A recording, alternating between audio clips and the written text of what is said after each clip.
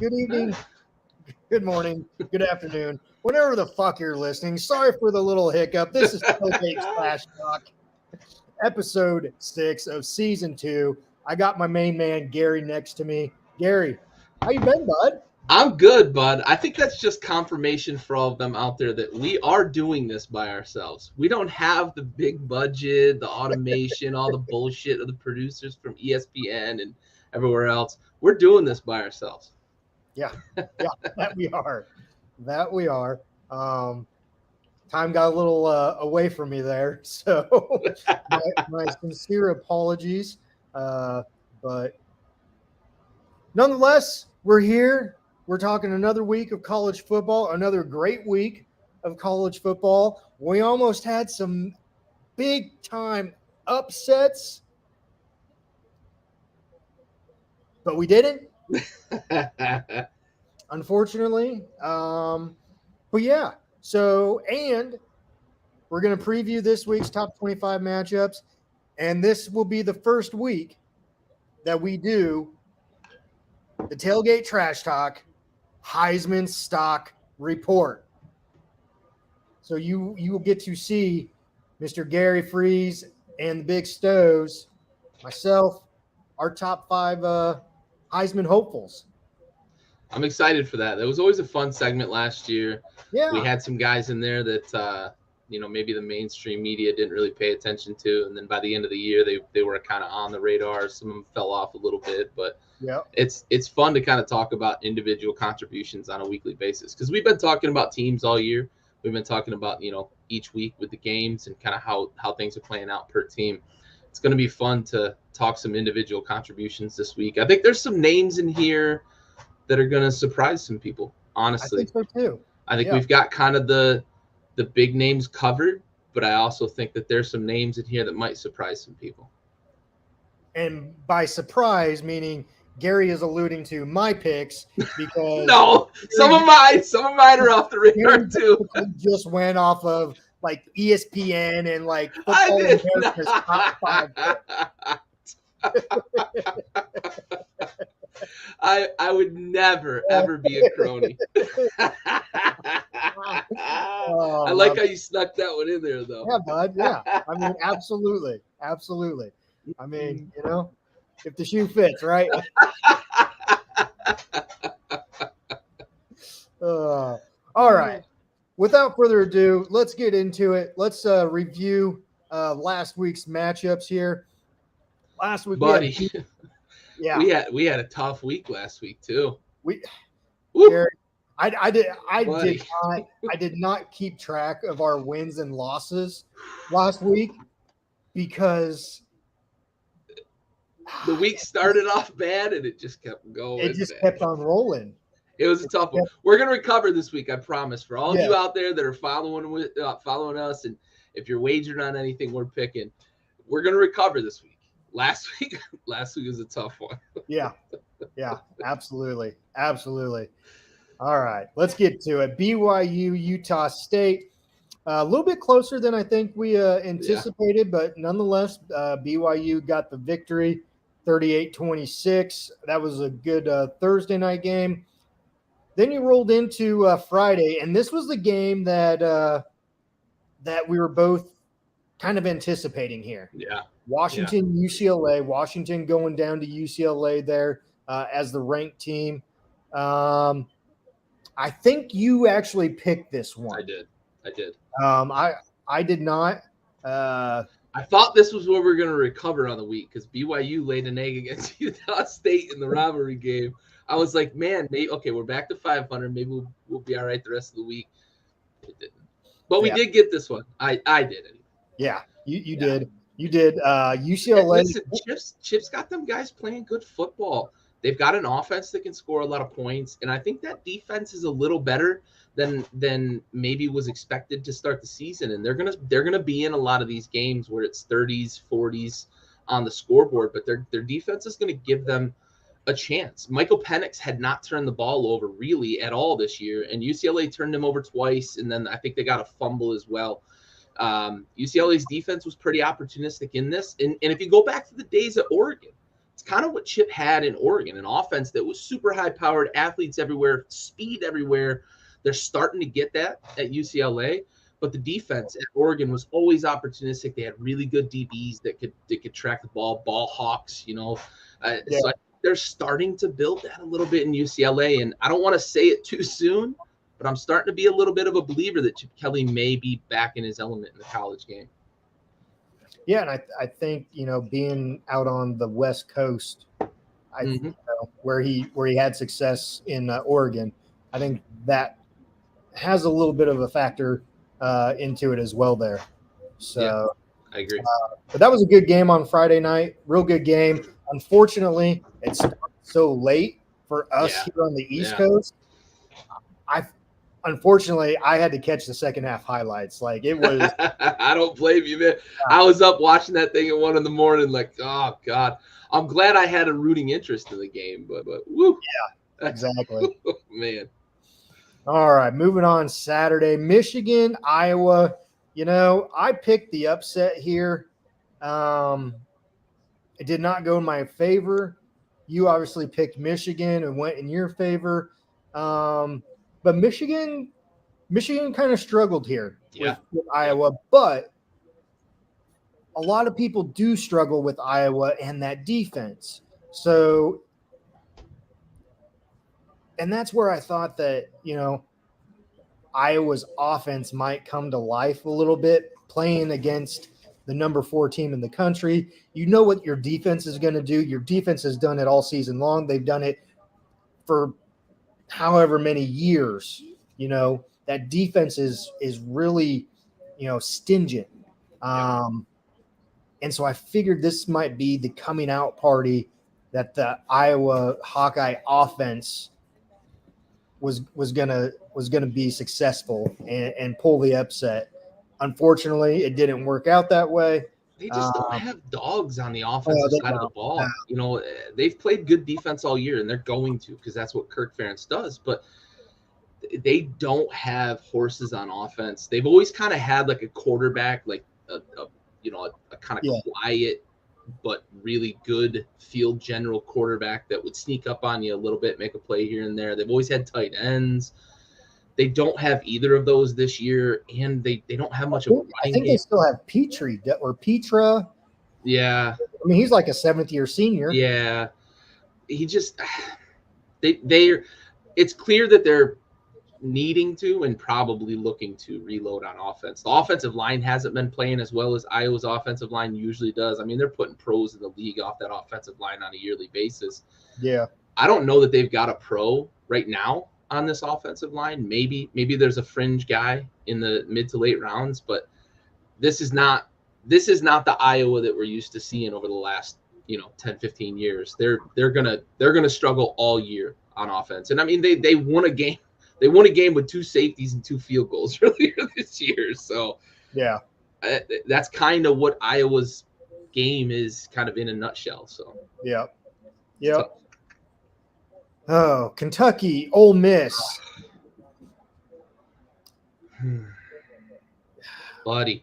Yeah, we both picked Kentucky here, and unfortunately, we both lost. They had the ball 22-9. It was a good game. Yeah, it's a great game. Great game. If you're a college football fan and, every week you're looking forward to, top 25 matchups or just good games in general, this was a great week for it. You had 5 games featuring top 25 matchups. And this game did not disappoint. This one went down to the wire. And give it to Lane Kiffin. Lane and his, anecdotes, or however you want to say it, especially after the victory. He is the king of the passive aggressive one-liner. Oh yeah, absolutely. Absolutely. I love it. I can't remember. Saban is kind of the king of the direct one-liner, the rat poison, right? That's always the one that sticks out. But Lane Kiffin has the greatest passive aggressive one-liners that I think I've ever heard from anybody in football. It was good. It was good. So, Ole Miss, the fans came out just like Lane called them out. They came out to support. They stayed. and they were victorious there, 22-19 there. So we'll see how Kentucky rebounds this week against South Carolina, and we'll preview that one later. So Oklahoma, TCU. Oklahoma coming off that loss to K-State the week prior, travels down to Texas and basically gets stomped. They got boat raced By TCU. It was never close. No, it was never close. Never close at all. It was nothing 4 minutes in.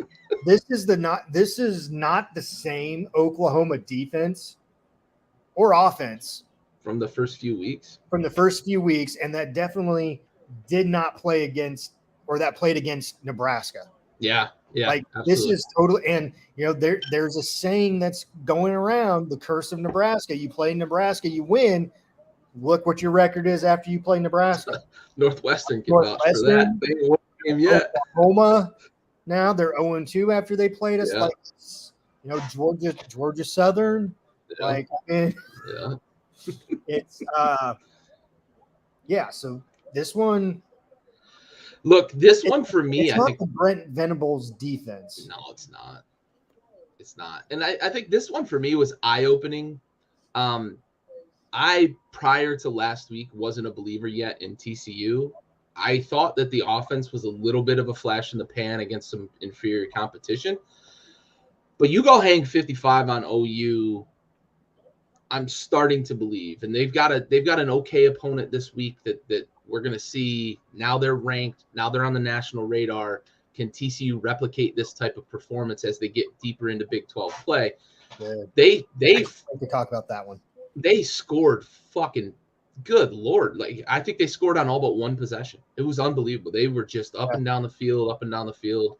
And the defense was just suffocating OU for a quarter and a half. And then OU started to get a little bit of something going. And I'm sitting here watching it like, okay, how much time's left? Can OU score on every possession and cover? Because I picked them to cover. No. I mean, OU covered in the opposite direction. Like, that's how bad it was. Yeah. TCU, I mean. OU was like a 24-point favorite, I think the number was. And TCU covered by 31. Like, holy shit. Yeah. It's a 50-point swing right there. Yeah. Crazy. Yeah. Purdue going to Minnesota. We talked about the spoiler makers last week. I literally said they're not the spoiler makers. I know. You literally said it, and you were all like, let's row the boat. Row the boat. That boat's taking on fucking water. Yeah, that boat's down in the lake down there, bud, in Lake Chippewa. Yeah, you ain't kidding. I literally said they're not the spoiler makers of yore, and they came out and said, nah, we still are. Yeah, we still are. Yeah. Yep. Again, that goes in the L column for both of us. Texas Tech, K-State. I picked Texas Tech here. I can't remember who you picked. I took the points, and they didn't cover. We're not talking points. We're talking teams. I know. I picked K. I think I might have picked K-State to win by a field goal, but I fucking missed my pick. Yeah, again, chalk it up to another L in our column. Yeah. Oregon State, Utah. This one, this one we got right. We really didn't see Oregon State going into Utah there and pulling out the upset. 42-16 Utah there. Alabama, Arkansas. Alabama 49, Arkansas 26. This one was another top 25 matchup, and it started off all Alabama. Then Alabama kind of took the brakes, pumped the brakes. That's when Arkansas crept back in. 5-point game there in, I think, late in the third quarter. And then all of a sudden it was just like a light switch. Oh my God. The switch there for Alabama. They couldn't tackle Jahmyr Gibbs apparently for the rest of the game. No. He had a 74 and an 82-yard touchdown. Two runs over 70 yards there. Yo, that dude is fast. He's bad fast at running back. Yeah. I think the big news coming out of this, though, is Bryce Young getting nicked up. Yeah, absolutely. I'm curious to hear and see updates as we go here.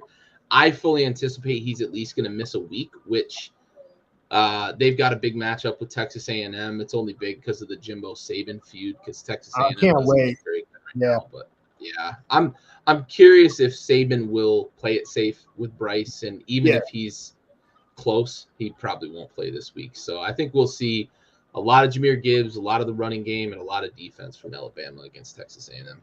Yeah, absolutely. Absolutely. Rutgers, Ohio State. Rutgers had a good 7-0 lead there. Yeah. I was pretty optimistic, that I picked Ohio State, but I was pretty optimistic here that, Schiano was going to pull off the upset. And lo and behold, that was not the case. They only scored 3 more points the rest of the game. Yeah. And Ohio State just throwing people out there and having career days out there. It doesn't matter if you're wide receiver, running back, whoever. They're having the game of their life. This game was a prime example of how Vegas, I don't know how they do it. The line was 39.5. 39.5, and Ohio State won by 39. It's unbelievable how close Vegas gets all the time. But what do you think of? I have a question for you, because I think we share a similar mindset when it comes to shit like this. But what do you think of the fake punt by Ryan Day?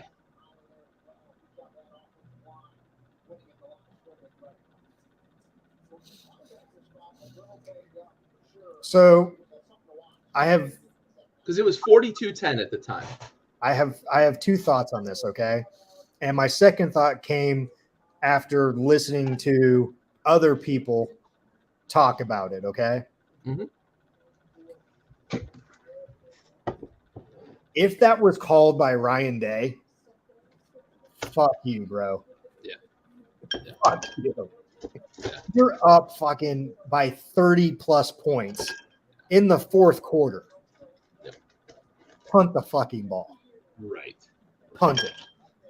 Now, if it happens the way that is being played in the media's eyes, to where the punter saw them overload on one side coming out for a blitz and block punt, and he took matters into his own hands,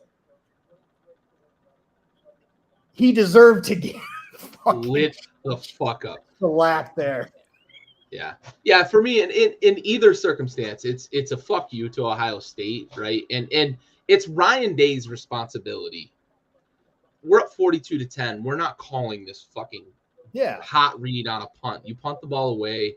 It's 42-10. We're not doing that. So it's on Ryan Day still, even if the punter saw something and took it into his own hands. But if the punter did, know the situation, bro. Understand circumstance. I heard some speculation that boosters had wanted them to cover. Like, come on, that boosters don't give a shit about that. They got oil money, bro. They got money. They got oil money. They got bank money. They're not worried about fucking Vegas money. So let's relax on any of the conversation of covering. This is an internal thing, and I'm glad Schiano reacted the way he reacted, to be honest, because no matter the circumstance, Ryan Day is responsible for what happened on that field. And I'm glad that the returner didn't give a fuck how far out of bounds he was. He lit the dude up. Take the 15. Take your ejection. Exactly. All good, bro. We'll talk about it in practice, and I'm going to shake your hand and pat you on the ass. But Schiano going at Ryan Day and letting him know, like, that's bullshit. That's Bush League. The other side of the coin is that Schiano had dudes diving at people on kneel downs in the NFL. Yeah. Whatever. But you can't fake a punt 42-10. No. Whether the coach called it or the punter read something, it's 42-10. There ain't no fake punts in this fucking game. No. I totally agree with you. And glad you brought it up, because that did need to be addressed there. Yeah. So, all right. Oklahoma State, Baylor. This was another good game. I think we both picked Oklahoma State on this. Yeah, this was one of the ones we nailed. Yeah, so good game. Good game. It did seem like Oklahoma State was in control most of the game.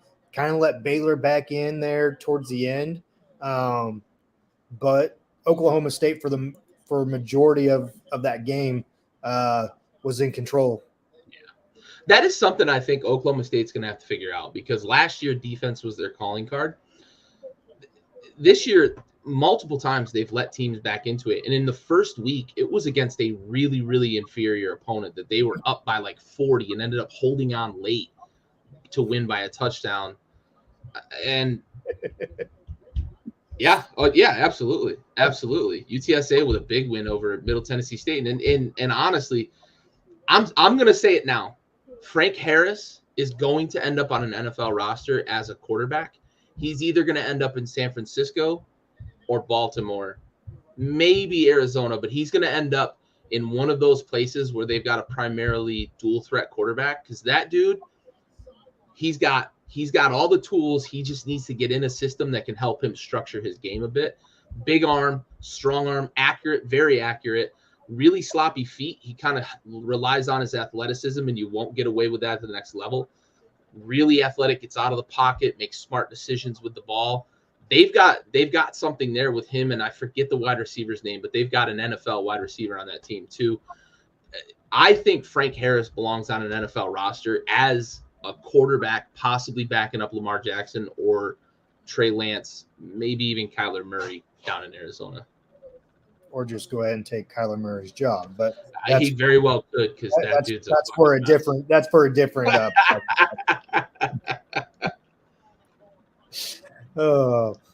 Northwestern, Penn State. Really, no surprise here, other than the score, 17-7, low scoring ball game there for Penn State. Again, we've talked about it for the past couple of weeks with Penn State. They started off to these good records, this 4-0. Now they're 5-0, I believe. And then where does it go from here? That's the thing. Got to finish the season. Got to finish the season. They haven't finished in the last 8 years under Franklin, really. Yeah. I'm gonna kind of fucking jab myself with a fucking fork here. I literally said last week, Penn State doesn't blow anybody out. And then I laid the points against Northwestern, and they didn't cover. Like, I went against my own intuition and paid the price for it. Yep. Trust your gut. Yep, exactly. Wake Forest, Florida State. Wake Forest 31, Florida State 21. This is one where Florida State was favored by a tud, and we were both saying, where is Vegas getting this? Like, do they know something we don't know? We both went Wake Forest. We both won this one. Wake Forest had it in the bag in the first quarter. They let Florida State back in the second half there. But Sam Hartman is, I love that dude. I do too. He's leading the way there for Wake Forest and the Fighting Deacons there. I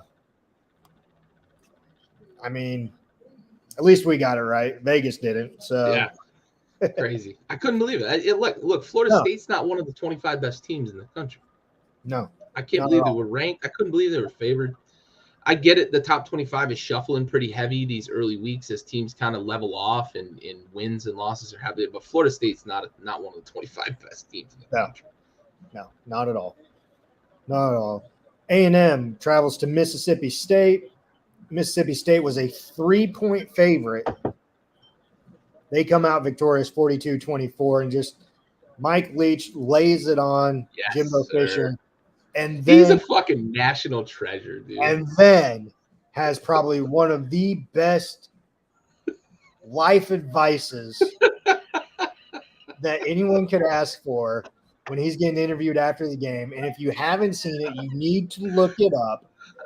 He gets interviewed about the reporter's getting married. The reporter is engaged. Her and her husband are getting married, and she asked for some advice. Which, why would you ask Mike Leach on advice? Well, because of the answer that she received, and it by far the best minute and a half advice that you will ever get. If you don't know what we're talking about, Go look Google Mike Leach wedding advice, and you'll find it.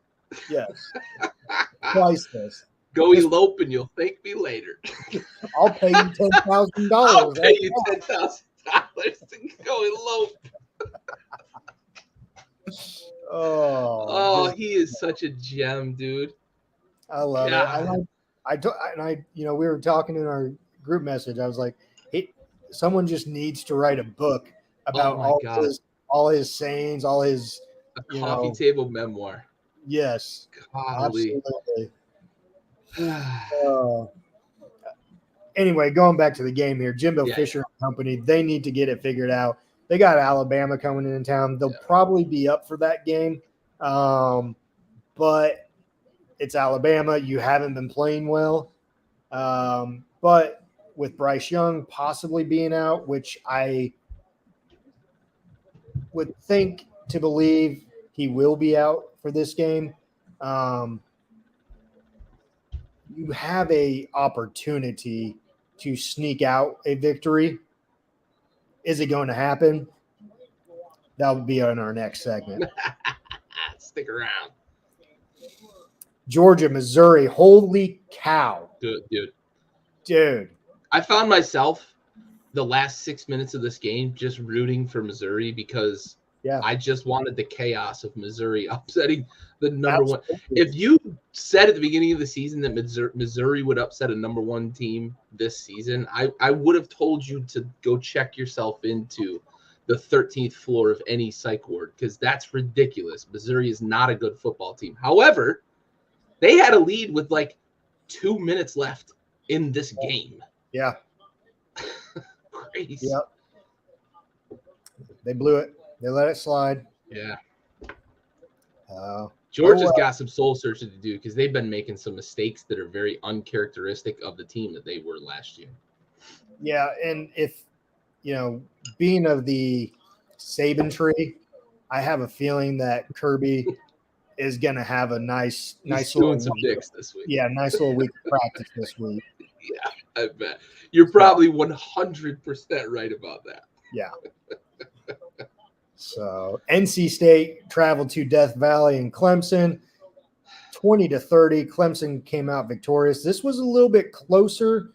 I picked who did I pick? I think I picked the Wolfpack on this one. Didn't go in my favor. That's all right.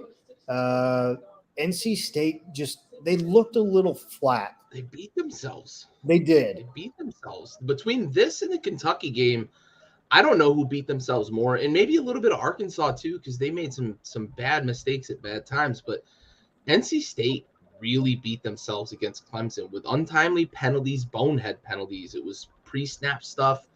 Guys running the wrong route, and Leary threw a pick where the guy ran in. He should have run out. This was sloppy play from an NC State team that had a chance to put their stamp on a season because they don't have much left on their schedule. If they get by Clemson, there's a couple of possible trip-up games. They could have found themselves in a position looking at a playoff spot, and they let this one slip away. And I know they were on the road in Death Valley, but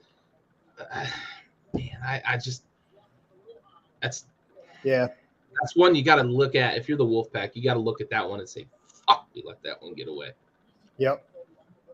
I agree. Georgia Tech, Pitt. Georgia Tech, 26, Pitt, 21. This one blew my mind. I did not see that one coming. Especially the way Pitt's played this year against Tennessee. Solid. Yeah.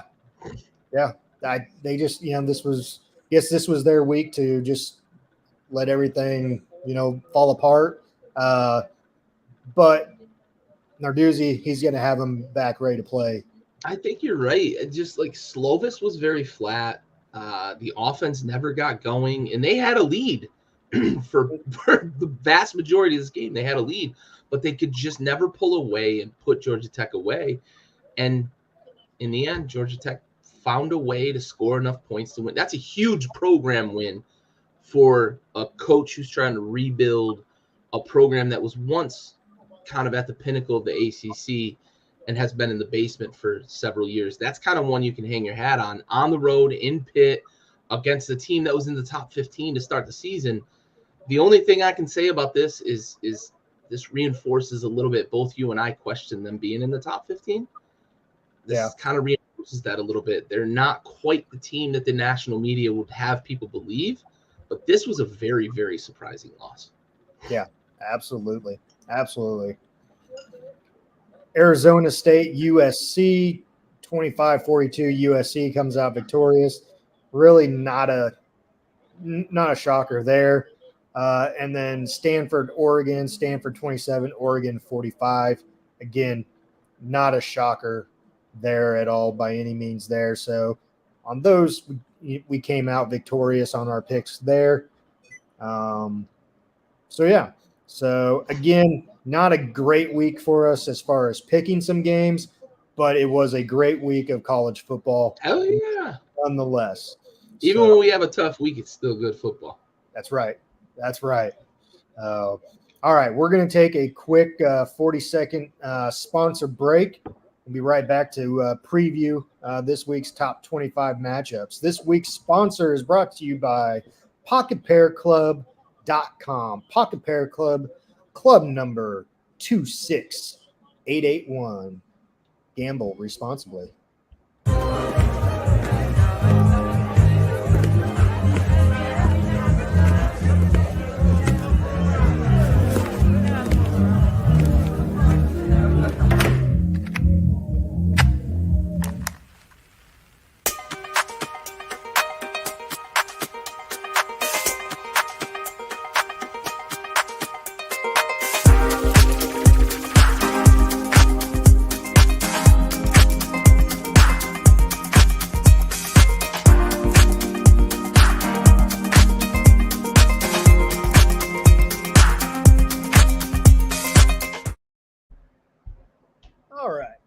Here. That little commercial break was brought to you by PocketPairClub.com. Pocket Pair Club, club number 26881. For all of your gambling needs, please gamble responsibly. All righty, let's get into a little top 25 preview. All right. Saturday, South Carolina travels to Kentucky. Kentucky is a 10-point favorite. Gary, what do you got here, bud? Stoops is going to get these boys to rebound. That was a tough loss last week. South Carolina's been kind of scuffling. I know they've got a couple of feathers in their cap. Rebuilding program there with Beamer ball, but Kentucky and they're going to be a little too much for South Carolina. I think they're going to try to put their stamp on something here coming off that loss. I'm going to lay the points with Kentucky. You lay the points. Okay. All right. I am going to disagree with you here. I'm going to pull the upset. Hey-o. Go Gamecocks travel to Kentucky and pull off the upset. Let's go Gamecocks. Beamer ball. Let's go Cox. Let's go Cox. Cock Commander. Michigan, Indiana. Michigan 22.5-point favorite at Indiana. Really, I don't see this one as being a trip-up game for Michigan. If it is, great. I don't see it happening here. Yeah, me neither. Michigan's going to roll pretty heavily. Lay the points if you're betting on it. Indiana's just not a very good team. And Michigan is still playing pretty good ball. So, yeah, yep. Well, I wish his backyard blitz was efficient as you guys. Andy and I get going back and forth a little bit sometimes. It's a little easier with two people on the show. You don't have three to pass it around to. Sometimes. No. What? Yeah. Tennessee, LSU. Top 25 matchup right here. Tennessee, just a 3-point favorite. I don't like this. I don't like it. I know it's in Death Valley. But it's a noon game. It's not a nighttime game. It's a noon game.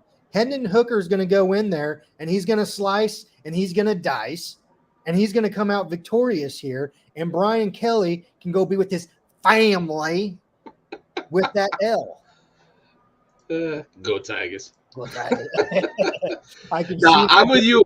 I'm with you 100%. If this was my brother was like, go Tigers. Go Tigers. I'm with you 100%. If this was a night game, I'm a little more trepidatious about Tennessee. I know that there's been a lot of build up to Tennessee doesn't play well on the road in the SEC. They exercised a little bit of that with the win over Florida in the Swamp. This is a noon game. It's not a night game. If this was a night game in Death Valley, that carries a certain mystique and that changes things in terms of the atmosphere and the way LSU approaches those games. Noon game in Death Valley, Tennessee's going to win. I honestly think Tennessee's going to win fairly comfortably. I'm definitely laying 3. Yeah. But I think Tennessee has potential to kind of hang a good one on LSU. LSU, I know they're a top 25 team, but I think they're kind of like Florida State for me. They're not right now. They're not one of the 25 best teams in the country. Yeah.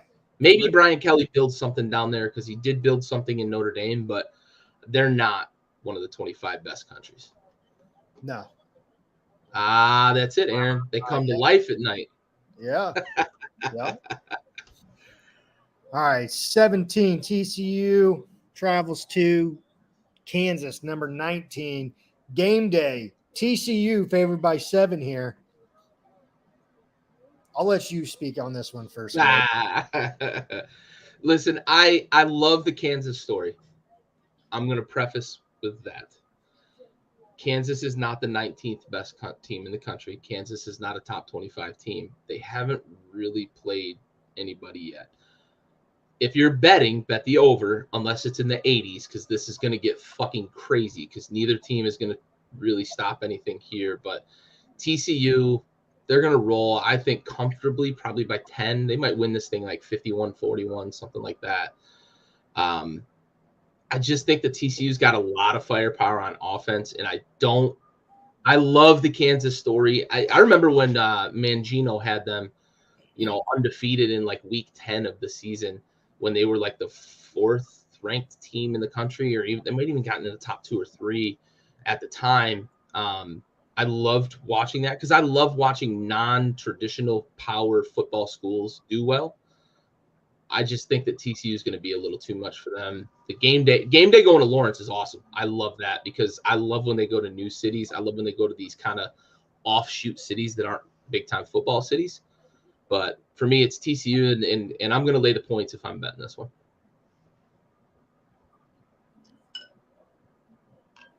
Here's my 2 cents. You gonna rock? You gonna chalk? I'm not gonna rock. I'm not gonna chalk. It's gonna be a little that right there. Yeah. TCU is gonna go into Lawrence.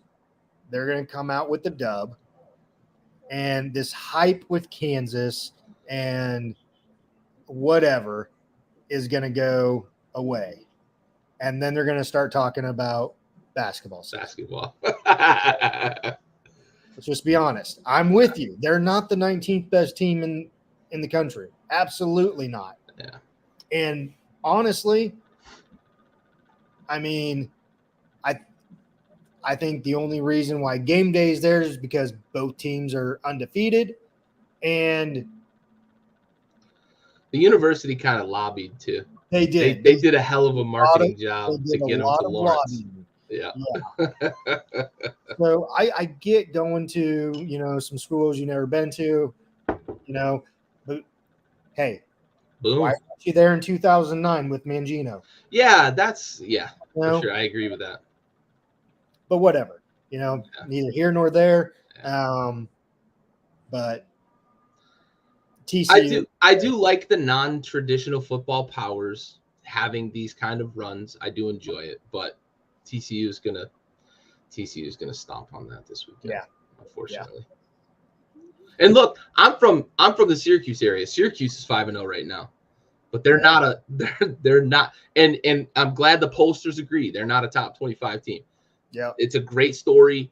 Syracuse hasn't been 5-0 in quite a while. It's awesome to see, but they're not a top 25 team either. So I'm not being biased against Kansas. I just wanted to establish that. Yeah, we got it. We got it. You're good. You're good. Arkansas travels to Mississippi State. Mississippi State is a 9.5-point favorite here. This one's tricky for me. This one is tricky. I could go either way on this. I'm actually going to go Arkansas. I think Arkansas bounces back. If they don't, I see this season going downhill quickly for Arkansas. Arkansas had a lot of hype after the first couple of weeks. They're in the top 10. Now they're not ranked. So Arkansas needs to get back on the winning track here, and I think they can do it here against Mississippi State. But like I said, if they don't this week, I think Arkansas is on that roller coaster ride of a season to where it's downhill, and then they struggle to get bowl eligible. Yeah, it could. The SEC schedule never lets up. And if you're dropping games like this, the loss to A&M was kind of the big crux in the whole thing. This is a pivot point for Arkansas, and you're absolutely right. This game, I think, is, as Aaron put it, this is the get-right week. If you're going to get right, it's this week. It's on the road against a pretty good opponent, but an opponent that you are, honestly, you're better than Mississippi State. I love Mike Leach, but you're a better football team than Mississippi State. If you're looking across the board, the talent, the athletes, what you've got going for you, for me, this is Arkansas. If you want to play it safe, take the points, but I think Arkansas is going to win this game in Mississippi State, in Mississippi State's house. I do think that they're gonna pull this out. I just have to believe that they're gonna learn from the last 2 weeks. It was self-inflicted stuff, both against A&M, the fumble at the goal line especially, and then against Alabama, they made some knucklehead plays, bad blown coverages, bad blown assignments. So Arkansas, for me, it's gotta be. Yeah. Oh. Yeah. Go Gorillas. So little Pitt State action there. Good hearing from you, Bo. Good hearing from you, bud. All right. South Florida, Cincy. Cincy is a 27.5-point favorite. No question on this one. Cincy, I know you're in agreement with this one as well, and you're going to lay the points. I think it's going to be a little closer. So, give me the points with South Florida, but Cincy's going to win this game, probably 2 tutties. Okay. All right.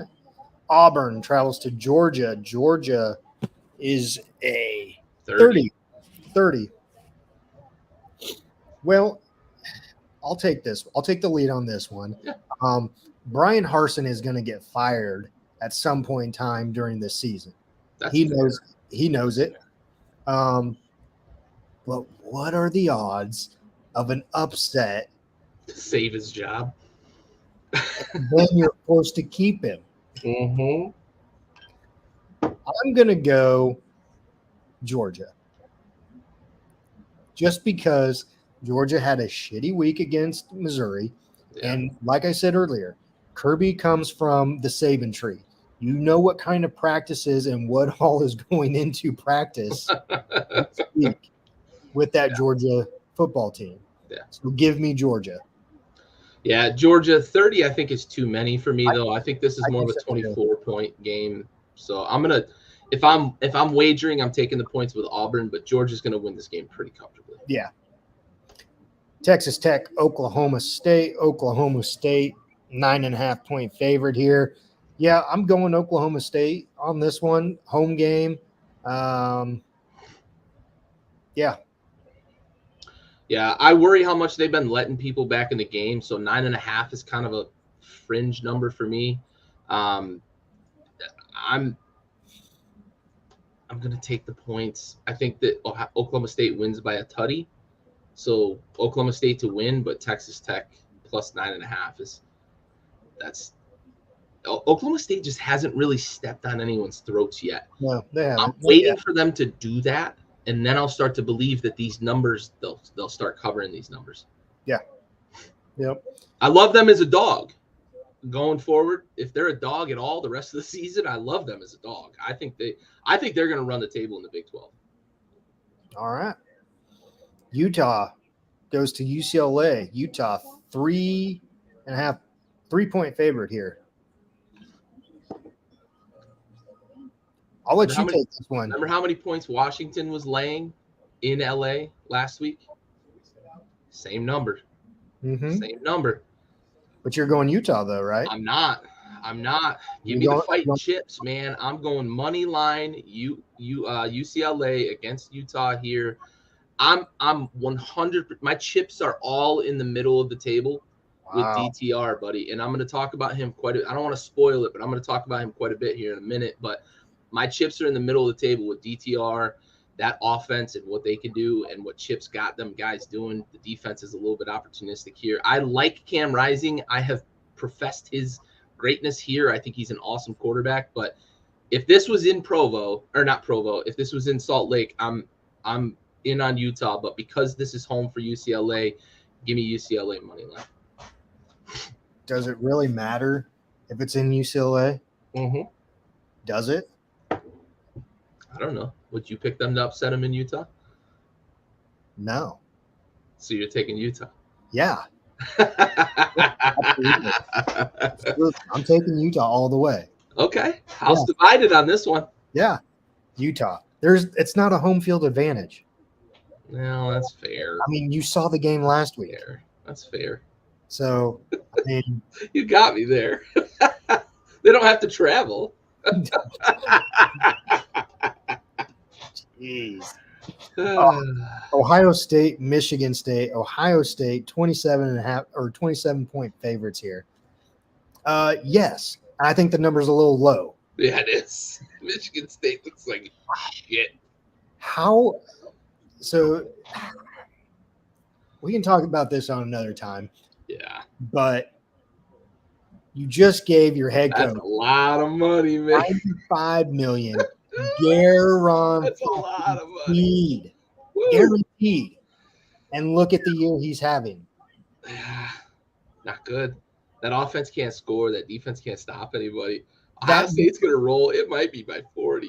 That media deal can't come soon enough for the Big Ten. Michigan State needs that money to cover that fucking contract. Jeez. The SEC is wishing they had a media deal. Oh, my God. By Jimbo Fisher. Yeah, right?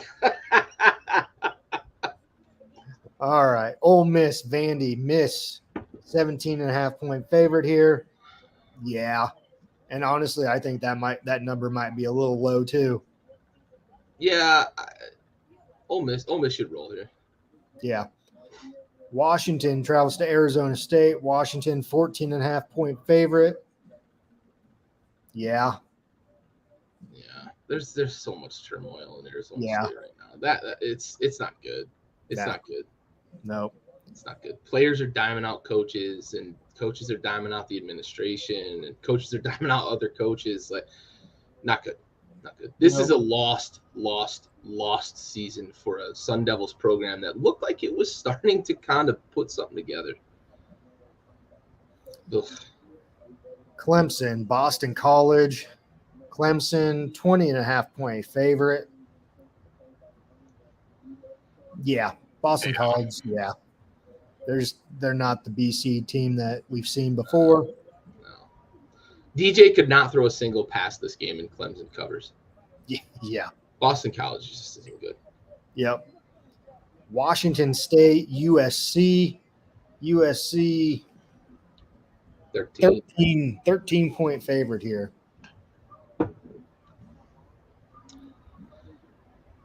I'm laying the points. All right. I'm going upset. You're going upset. I'm going upset. Hey, I'm stepping out of the way. The floor is yours, sir. Nah, I'm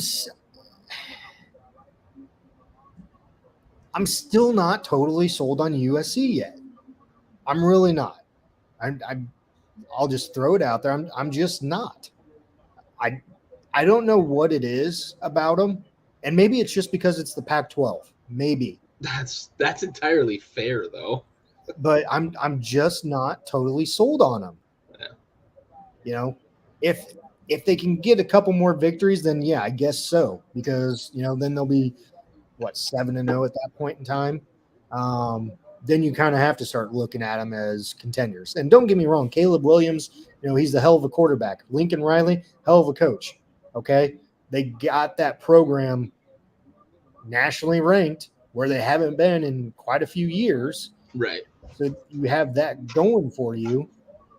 I just don't know if I just don't know if they can sustain it. I think a bad loss is coming for USC. I just don't know if it's Washington State.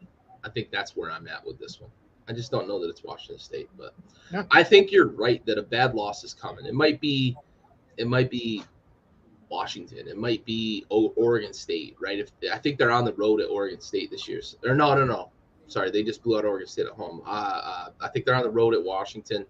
That could be the loss that they take, something along those lines. Stanford, Stanford played them kind of tight, so I think there's a bad loss coming for USC. I just don't know where it is. Not Washington State though, for me. All right, no, all good. Army travels to Wake Forest. Wake Forest 17-point favorites. Yeah. Wake Forest. Yeah, I know that's who you have. Bet the over. Bet the over in this because Army's offense is pretty high powered. They're not going to stop Wake. Wake's probably not going to stop. I mean, think about the game that they played last year. What did it end up fucking 63-62 or something? Whatever it was unbelievable. As long as the over's not in the fucking hundreds, you should probably bet the over for this one. I think Army's going to run with them. Wake's going to win, but if I'm betting, I'm taking the points with Army. 17's a lot. Wake by maybe 10. I think it's going to be in the 50s. Maybe 50 to 38 or something along those lines. All righty. BYU travels to Notre Dame. This game is in Vegas. It's not a home game for Notre Dame, so this game is more of a home game for BYU. But it is in Vegas. Notre Dame 3.5-point favorite. This one's tough for me. I think Notre Dame has recovered from the first 2 weeks of the season with the Ohio State shellacking and the Marshall upset. Notre Dame's looked better the last 2 weeks, and BYU didn't look great last week against Utah State. I'm surprised about what I'm about to say, but I think that they overlooked a rival possibly for this game. So this one's very much a coin flip for me. If I'm wagering, I'm taking the points because it's the safe play. But if I'm making a pick on who's going to win the game, I'm going out on a limb, and I'm going to say that BYU upsets Notre Dame this week. I'm with you. I'm going BYU on this one. It's going to be a field goal game, so if you're betting, take the points with BYU. Kansas State travels to Iowa State. Kansas State, 2-point favorite. 2. I'm slightly surprised by that number. Yeah. Honestly. Iowa State, other than the Iowa win, they haven't looked really good. And even in the Iowa win, they didn't look all that good. The offense moved the ball a little bit. But K-State, I'm going to lay the points. 2. I mean, two's a paltry number. If this was 6, I'd probably still lay the points. Give me K-State. Adrian Martinez looks every bit of what we saw him at Nebraska, and maybe even a little more comfortable. Yeah. I think in this offense, I think he's a little more comfortable. They're not asking him to do some of the things that Scott Frost asked him to do, and he looks comfortable. Yeah. And K-State, I think, is they're on an upward trend here. I probably would lay up to a touchdown with these guys. Yep. Give me K-State as well. A&M travels to Bama. Bama 24-point favorite. Oh, it's a night game too. I love it. I'm going out. I'll speak first here. Yeah. this is going to be an ass kicking for Jimbo Fisher. That 24 better bump it up. Bump it up to 30 30s? Ooh. Yeah. Just for the comments that you made in the offseason, and then you haven't backed anything up at all this season whatsoever. You're more worried about what other coaches saying about you and everything else, and you're not getting the job done in where it matters the most, and that's in the W column. Yeah. Yeah, you're not eating many W's, as Jameis would say. That's right. Yeah. I'm with you. I went back and forth a little bit on this number. 24 is a lot. And what worried me was Bryce Young. But as Monday rolled into Tuesday and Tuesday rolled into today, I had Texas A&M initially plus 24 if I was wagering, with Bama rolling by 3 touchdowns. But I think you're absolutely 100% correct. They're home. It's a night game. Saban's going to have these boys up. I could play quarterback for Alabama, and we would beat Texas A&M by 30 this week. So, yeah, I'm laying the points. Bama's going to fucking hammer a Texas A&M team that still, in week 6, doesn't have a fucking quarterback. Yep. The number 1 recruiting class, they still don't have a quarterback that's worth fucking half a shit. Florida State, NC State, 3-point favorite here. That's a fucking insulting number. I'm laying up to 10 with NC State this week. Give me that. I'm laying the points. Florida State, way overrated in the media right now. I get that the name recognition is what it is. NC State's going to want to bounce back from how bad they played against Clemson. I'm laying the points here. Devin Leary's not going to let that loss last week sit very well with this team this week. Yep, I agree. Give me NC State. Oregon travels to Arizona. Oregon 13-point favorites. Yeah, give that to me. Yeah, this number feels low too. There's several numbers this week that felt very low. I don't know if Vegas is trapping us or what, but I'm laying 13. I'm probably laying 23 with Oregon against Arizona. Yeah. So, all righty. That is our top 25 preview for this week. Gary, what we got next, bud? Oh, man. We're bringing it back. The first time in 2022, we're talking Heisman, baby. A little Heisman stock report here. So let's start off. We got our top fives. Got our top fives here. Let's start off with number 5. Gary, who you got? I got Blake Corum. For me, the numbers he's put up for Michigan, I know they haven't necessarily played high-level competition. They're getting into Big Ten play. But for me, he's putting up the numbers that are deserving to be considered in the Heisman race. Running backs winning the Heisman are kind of, a thing of the past. But I think this guy is enough of a dual threat to stay in the national race for the remainder of the season. So he's kind of what makes the Michigan offense go. They've got a couple of quarterbacks that they like to rotate, but Blake Corum, really, as he goes, that Michigan offense goes, and they're in the top 5 in the country. So for me, Blake Corum here at number 5. Got to give a running back some love. It's a quarterback award, but got to give a running back some love, man. No, I like your pick there. He was on my stock report last year. Need to see a few more games from him. Have some breakout games there. But yeah, no, I totally agree with you. For me, I have Caleb Williams. And it's just, for me, I know he's putting up some numbers there at USC, but it's Pac-12, and they haven't played anybody really, to me. So that's why I kind of have him at my number 5 right there. Yeah, that's entirely fair. And I'm going to talk about him in a moment because I do have him on my report a little higher, but the competition level. That's entirely fair. And they may get into these tougher Pac-12 games, and he may lay eggs. But the numbers I think are going to catch people's eyes. Yeah. Yep. Fair or not, I think numbers are kind of what dictates. So yeah, absolutely. All right, number 4. I'll go first on this one because I know I got a little preparation work for number 4. So number 4, I'm going Bryce Young here. You got to give the man credit. Returning Heisman winner from last year. You got to have – he's got to be in consideration for this year. He's on Alabama, the number 1 rated team right now this week. He had a great game, come from behind game against Texas.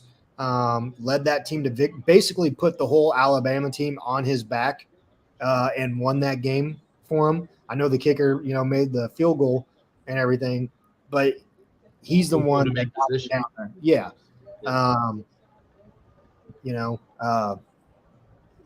But now just a second. I had 1,200 passing yards, 14 tugs, and 3 INTs so far this year. 5 games into the season, 1,200 passing yards, and only 3 INTs. Yeah, pretty solid. So I don't want to spoil, but I sort of as you talk about that, I sort of feel like I disrespected Bryce Young a bit, but the injury to me, I think he's going to miss at least a game. Plus, you don't know that yet. You don't know that yet. Don't know that yet for sure. I think he is, but do we get a little maybe when guys win early in their careers, right? He won as a sophomore. Manziel, oh dude, second Heisman would absolutely you win a second Heisman, that'd be fucking not just NFL, NIL, you're getting a massive payday. Yeah. But he won as and we saw it with Manziel. He won as a freshman. Winston won as a freshman, and then it was the next seasons. You're like, what's the next thing? So I almost feel personally, I have a little bit of that bias with Bryce Young. It's Bryce Young. He's awesome, and he's putting up these gaudy numbers. But it didn't hit on my radar. You know what I mean? But here's the thing, though, too. Look who he had as receivers last year, and he got the job done. And you're absolutely right. And now this year, he doesn't have that wide receiver core, and he's still doing it. Getting the job done. He's still doing it. I'm admitting I disrespected the guy. Shame on you. So let's get to your number 4. Yeah, buddy. I'm going to play a little highlight reel here, and I want to preface this by saying all 4 of the plays you're about to watch happened on the same drive of the game. Second down again. £100 difference between those players. All he does on the next play, and first down straight to Jake Bobo. For UCLA than last week. Backside pressure coming. Thompson Robinson sensing it. Trying to get to the edge. Short line of the game.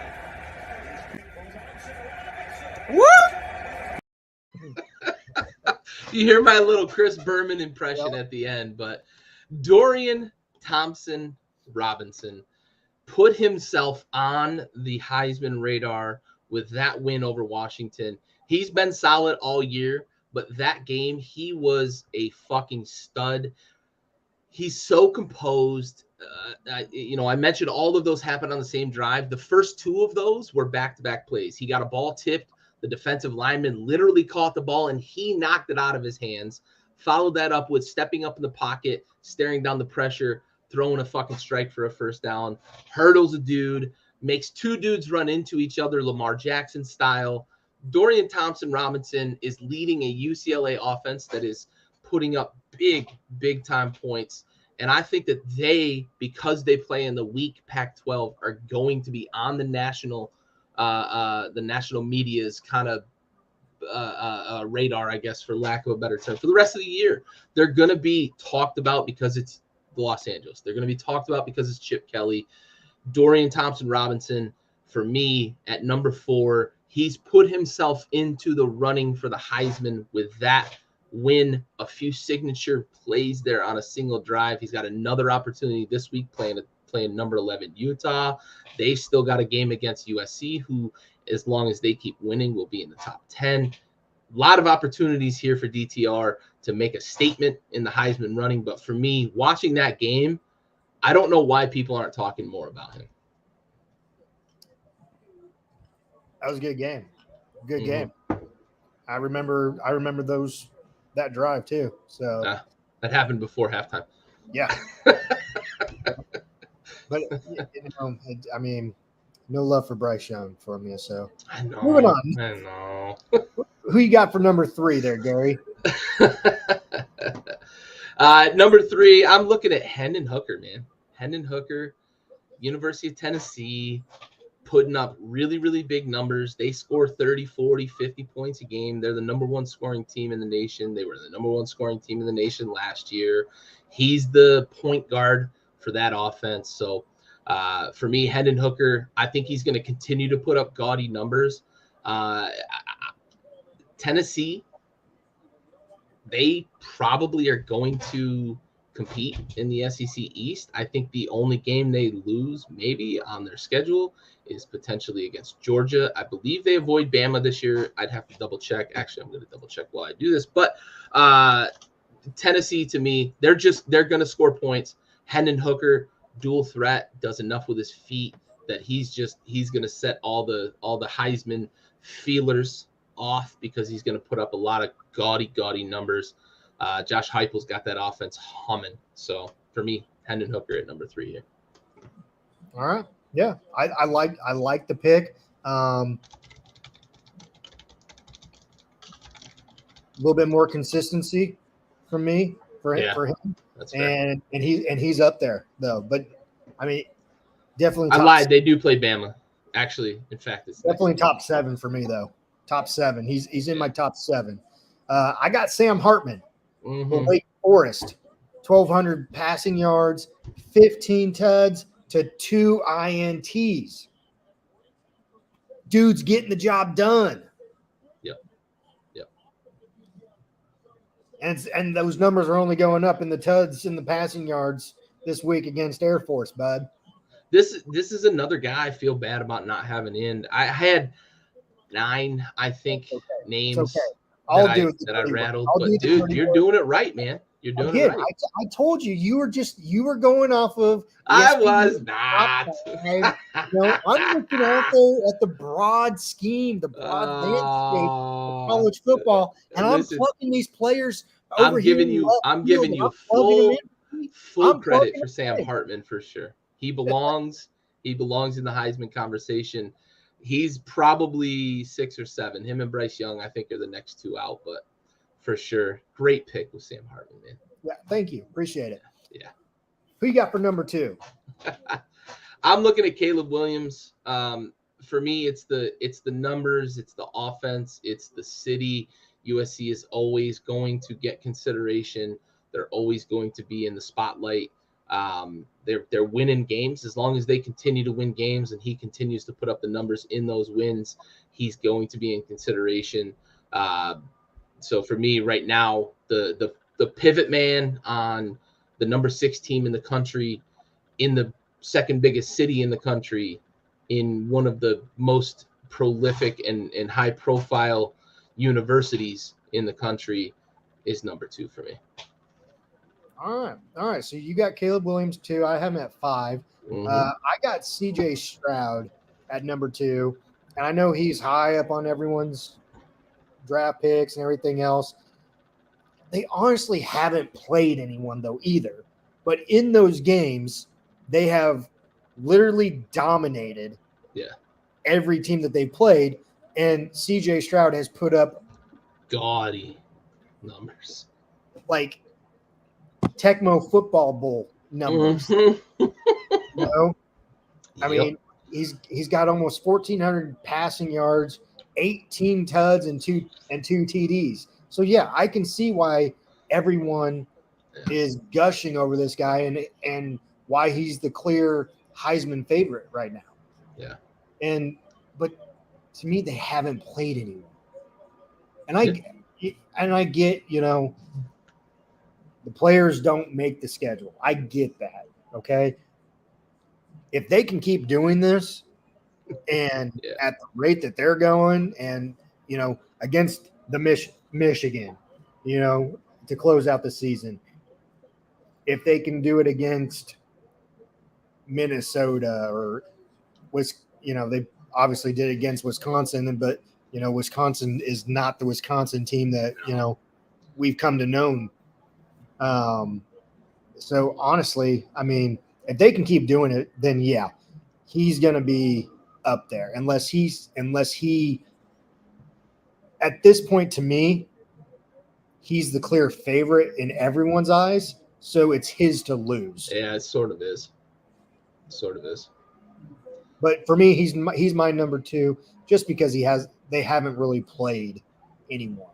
Yeah, absolutely. All right, Gary. Time for our number 1 Heisman Stock Report watch here. For the first one for 2000. Listen, before you pull up the overlay, I'm going to say that everything you just said about CJ Stroud is why I have him at number 1, because I'm going to clear the runway, because your number 1 is absolutely magnificent. CJ Stroud, the numbers are gaudy. They're going to continue to put up numbers. It is those games, the Michigan, the Penn State. I believe they play at home against Penn State, so they probably should dominate there. It's those games that are going to decide whether he does seal up the Heisman or if a guy like Caleb Williams or somebody else can sneak in and steal the award away from him. I do believe it's his to lose. However, I'm clearing the fucking runway here, bud. So CJ Stroud is your number 1 pick. My number 1 pick, folks, Stetson Bennett of the Georgia Bulldogs. Stetson. Not Stetson. It's Stetson. You want to know why?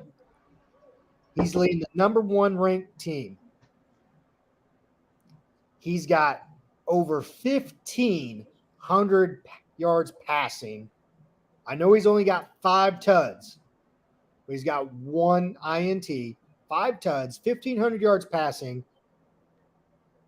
He is the general out there. He doesn't need to go out there and put up Mario-like numbers out there.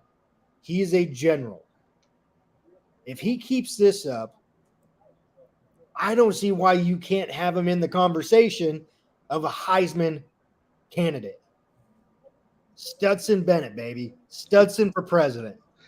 If they would stop handing the fucking ball off and do what the other teams do to get their quarterback some fucking shine, he'd have a lot more than 5 touchdowns. But, dude, great pick at number 1. Great wordplay with Stetson. Dude is a stud.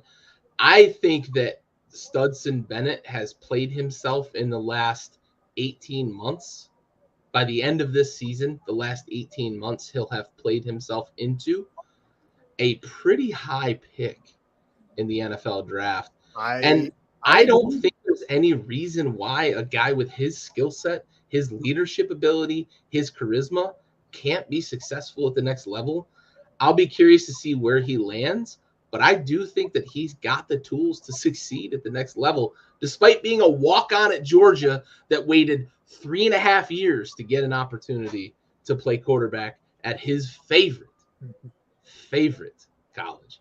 Yeah, Aaron, I love Frank Harris. I do. It's hard. And I read an article. So I a little aside here. I read an article this past week about like small school quarterbacks that win the Heisman. And the big conversation is about like Deion Sanders mentioned, like, let's get the Shedeur Sanders conversation going, right, for Heisman. It's unfortunate. It's not fair. I won't say that it's fair. I won't say that it's justified. I won't say that it's right. But for guys at those schools to do it, they've got to do some crazy stuff. And you look at what Steve McNair is the last guy really to win at a small school. He was at an FCS school.